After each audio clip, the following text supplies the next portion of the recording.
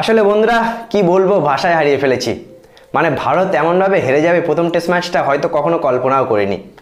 মন খারাপ, খুবই মন খারাপ, তার কারণ ভারতীয় টিমের পারফরমেন্স দেখে। হয়তো প্রত্যেকটা মানুষের মনের আশা সৃষ্টিকর্তা কখনোই পূরণ করে না, যদি তাই করতো তাহলে হয়তো 140 কোটি মানুষের মনের আশায় ভারত বিশ্বকাপ জিততে পারত, কিন্তু তেমনটা হয়নি। আর আজকে প্রথম টেস্টের তৃতীয় দিনে এসে ভারত ইনিংস 32 রানে হেরে যাবে কখনো কল্পনা করেছিলে তোমরা? একেবারেই না বন্ধুরা। আসলে একটা টেস্ট ম্যাচ জিততে গেলে প্রথম দিনের খেলা দেখেই কিন্তু বোঝা যায় যে কোন টিম জিতবে। ভারত যখন প্রথম দিনেই 208 রানে 8 উইকেট ভারতের পড়ে যায়, দ্বিতীয় দিনে এসে ভারত মাত্র 245 রান করে প্রথম ইনিংসে, সেখানেই বোঝা গিয়েছিল যে ভারত ম্যাচ থেকে অনেক দূরেই ছিটকে গিয়েছিল।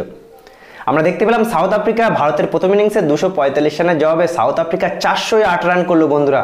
ভাবতে পারছো 408 রান, 163 রানের লিড তারা প্রথম ইনিংসে নিয়ে নিয়েছিল।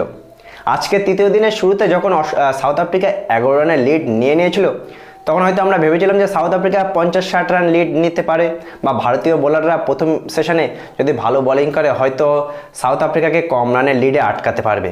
কিন্তু ডিন এলগারকে আটকাতে পারেনি, সাউথ আফ্রিকাকেও আটকাতে পারেনি বন্ধুরা। 163 রানের লিড, ওখানেই ভারত একেবারেই শেষ হয়ে গিয়েছিল।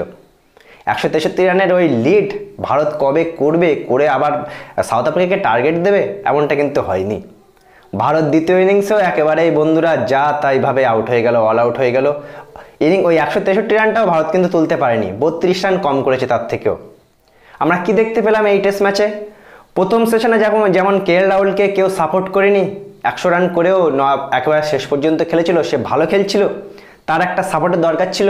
কিন্তু দ্বিতীয় ইনিংসেও বিরাট কোহলিকে কেউ সাপোর্ট দিল না, শেষ পর্যন্ত বিরাট কোহলি 76 রানে আউট হয়ে গেল।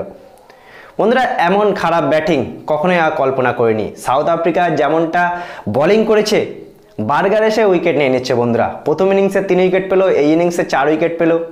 বাঁহাতি বলারের বলে ভারতীয় ব্যাটসম্যানদের কি হয়ে যায় বন্ধুরা বুঝতেই পারে না, তারা যেন খেলতেই পারে না। মার্ক কোরিয়ানসনের বলে শুভমান গিল বোল্ড আউট হয়ে যায়, শ্রেয়াস আইয়ার বোল্ড আউট হয়ে যায়। ওপেনিংয়ে রোহিত শর্মা রান করতে পারে না, জয়সওয়াল রান করতে পারে না। মিডল অর্ডারে আমরা কি দেখতে পাই? রবিচন্দ্রন অশ্বিন এসে বাজে একটা শট খেলে, যখন কোনো দরকার ছিল না, নন স্ট্রাইকারে বিরাট কোহলি ব্যাটিং করছিল, তাকে একটু সাপোর্ট দেওয়া দরকার ছিল।